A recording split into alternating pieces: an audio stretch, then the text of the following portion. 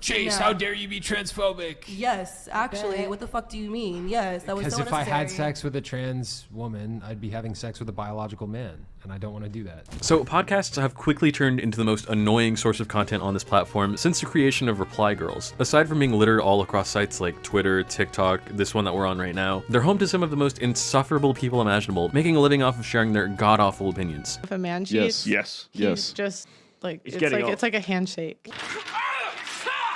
Oh, it's so bad! Much like the Minecraft Let's Play era we saw in recent years, we're now in the middle of a red-pilled podcast era where a new alpha male podcast is sprouting up seemingly every other week. The clip I have for you today is something that I saw making the rounds on Twitter last week, and I'm happy to see a lot of people sharing my sentiment that these podcasts should be worthy of capital punishment. While they are annoying in nature, they are a really good source of content, so I figured I'd share this one with you guys. With that being said, let's watch a group of men try to explain why you should endure domestic abuse. If there's someone that's very, very young, might be really religious and like values marriage a lot, and goes into a marriage and has kids when they're like 18, 19, 20, and then a year into the relationship, it gets really, really abusive.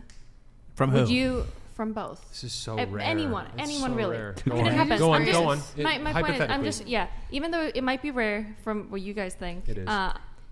If it would happen, what would you recommend for those people to do? Would they divorce, or do you want them to keep going in the relationship? Keep going. You can't divorce. I mean, that's not a real thing. You want Relationship relationship are is just- I mean, look, people I'm gonna be nowadays honest. are just pussies. Everybody fucking quits. Everybody gives up. It's too hard. I'm this XYZ. This is why I'm special, so I can fuck up this entire situation based upon me being special. And the reality is people just haven't learned to fucking endure. There have been hard times in relationship. I'm sure you guys had hard times in relationship.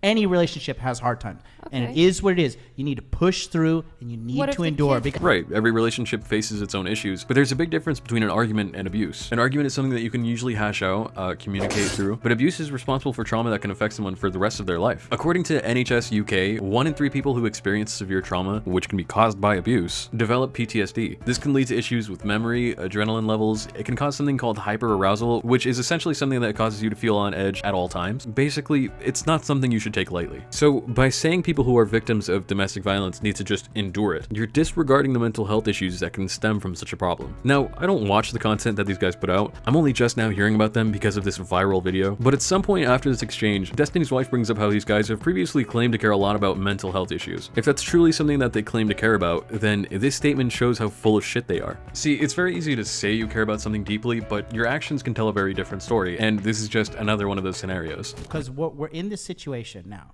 like where everybody's just creating this like super nuanced like 1% example of like, well, what if the kid's fucking transgender, black, and abused, and he's a Black Lives Matter supporter? Like, cool, okay, I get like that one fucking minute No, but I'm asking situation. for anyone that might be in that situation, what would you recommend? Okay, Endure. I'll tell Would you they what. give I'll up tell you what. Endure. So you may have noticed in this clip, in the first one that I showed you, this man believes that spousal and domestic abuse is a very niche thing, and he'll continue to defend that stance throughout the remainder of this podcast. Now, I could tell you about all the people I've met who've come from abusive households, and all the people I know who've been in abusive relationships, but that would be anecdotal. So instead, let's go ahead and look at the facts. According to Forbes Advisor, 24% of married couples cite domestic abuse as a reasoning for divorce. The number of divorces in the year of 2019 alone was 689,308, according to CDC.gov. Now, it's very easy to say abuse is a very niche issue, but for tens of thousands of people in this country alone, it's something that they have to live with every day. I say all this to remind not just you, but anyone who may think like this individual, that just because something isn't affecting you or anyone around you, doesn't mean that it's incredibly rare. It just means you've been fortunate enough to not have the issue to begin with. So to have this blessing and to tell others to suck it up and endure it shows a lack of empathy, which is alarming when you remember that a lot of people come to these podcasts for some form of advice. Now, this is slightly off topic, but please, for the love of God, if you're struggling out there, reach out to loved ones or a professional. Don't turn to podcast hosts for moral advice, all right?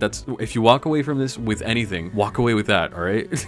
I say that because podcasts and YouTube videos are very one-sided in the sense that the presenter is trying to give blanket advice for all of their viewers, when you as an individual may benefit a lot more from communicating with someone who can listen to you and give you meaningful advice based off your very specific issues. But then again, I'm also just another random person on the internet and not a professional, so whether you take that advice or not is really up to you. I wouldn't want my daughter in that situation, quite frankly. And I understand the argument to endure because I have people close to me who grew up in abusive households, and it lasted for periods of time, and it was a phase, and they endured through it.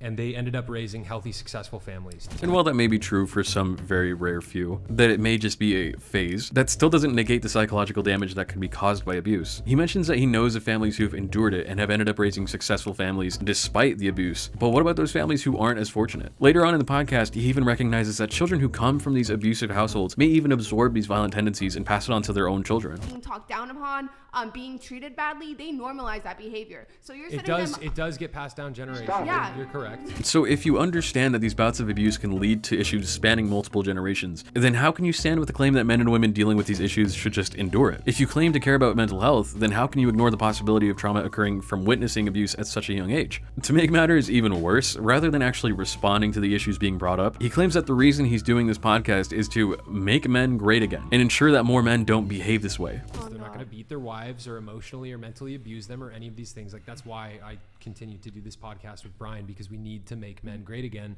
so that we don't have these situations continue. Yes, the answer to domestic abuse is a podcast. Thank you, gentlemen, for claiming that abuse is very niche and then protecting those very few victims of abuse by doing a podcast. Jesus Christ of Nazareth would have done the exact same thing had he been in your shoes. Absolutely nothing.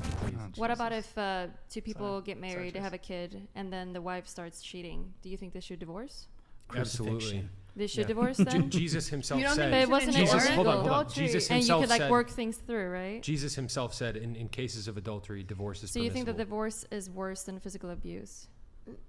For the Or children, cheating, sorry. You think Cheating that cheating is worse than physical abuse? for the Sorry. children, yes. I wish he would say why he thinks that. I wish he would inform us why he thinks that cheating is worse than physical abuse, but unfortunately he doesn't. So we can only speculate. Now, both of these things that they're talking about are wrong and are morally unacceptable. You have to understand that being abused or watching your parents abuse each other is far more damaging than some affair. Again, both of these can be damaging. I'm not denying that. But it's my opinion that the damage caused from physical abuse can be far greater than one of your parents cheating. Also, excuse me for being a Redditor here, but I think it's pathetic to rely on your religion to dictate how you handle real-life situations. I don't know much about Christianity, but what I do know is that if he doesn't forgive you for divorcing an abusive partner, then he's not someone you should look to for guidance. If he has a disdain for adultery but not for physical abuse, then he does not care about you. And that's all I'll say about it, because I really don't want to come off as someone who hates religion, because that's not the case. I'm just sick of hate being fueled by what someone thinks Jesus would do. Anyways. This is why I tell people that they need to find God and go to church, because it's like all of these problems that you're describing, if somebody authentically has a relationship with Christ and they're living in alignment with the word, like it's going to mitigate 99% of these issues. Do know. Of course, the average person understands the value of community. You don't have to be religious to have a social net, but I get that religion is something that can bring a lot of people together. However, religion cannot be relied upon as a cure for things as loathsome as spousal abuse. I'm not very fond of this man's response because it comes off as someone saying that if you just pray a little harder and go to church a little more, then issues like this may not even arise to begin with. The obvious issue with this claim is that we can easily find cases of abuse involving Christian, Catholic, or even Mormon families. Forgive me for coming off as a Redditor. It's not my intention to disrespect your religion, and I believe you have the right to believe whatever you want. But using God as a reason as to why one should endure domestic abuse and not adultery is infuriating to me. The idea that there are those who look down on others for seeking divorce, whether it be caused by abuse or not, is just so bizarre. Your advice shouldn't be seek the word of God. It should be get out of that relationship while you still can. And rather than going on some long-winded rant about religion or people that are in favor of making it harder for couples to get a divorce, I think I'll just go ahead and end the video here. Now, I want to give a huge shout out to Disdain for continuing to be my supporter on Patreon. If you'd like your name in the outros of my videos, then consider subscribing to my $3 tier. Pearly Things had another god-awful take recently. Disdain recommended a channel to me recently, and iDubbbz has kicked up another storm that I kind of want to go over. So if you're interested in any of those things, please consider subscribing. Anyways, thank you so much for watching, and I hope to see you again soon. Peace. Okay, so quick update. While I was editing this video, a tweet came out saying that the podcast host is upset with all the criticism he's receiving about enduring abuse. Now, I'm not one to support bullying people, but if you're saying that people should endure domestic abuse rather than seek divorce, maybe you should just endure this dog pile. Take care, guys.